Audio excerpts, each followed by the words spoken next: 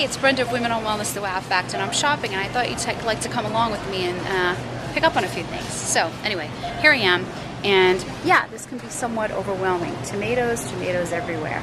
We've got tomatoes on the vine, locally grown. Now I'm automatically drawn to that because I really do like to advocate the local people in wherever I reside. So that looks kind of interesting. We're moving right along. We've got hothouse tomatoes. Then we've got hothouse tomatoes. More tomatoes on the vine.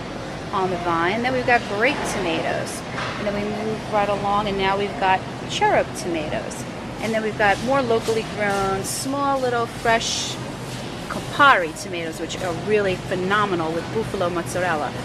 Then I also, this is really grabs my attention, organic, certified organic Santa Sweet tomatoes. Okay, so what do you think? And there's a whole plethora of tomatoes going down the other end. Slicing tomatoes, Roma tomatoes, and you're like, okay, what do I do here? Well, this is what I think. I'll give you the lowdown is this. Love grape tomatoes, but just want to mention that grape tomatoes, as well as these delicious cherub tomatoes, as much as they're sweet and delicious, I consider them to be like liquid crack because they're just like eating fruit. They're very small and they're full of seeds.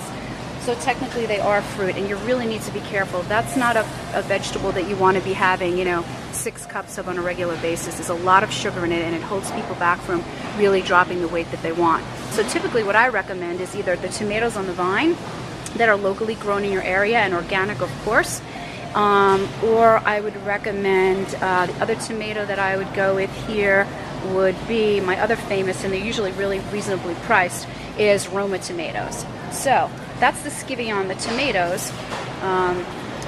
So pretty much that's the skivvy on the tomatoes. So you'll always catch me with looking for the locally grown tomatoes and kind of passing up on the small little grape or cherry tomatoes because they're so high in sugar and really preclude us from dropping the weight if we're in a mode to be losing weight. So, all right, I'll see you in a bit.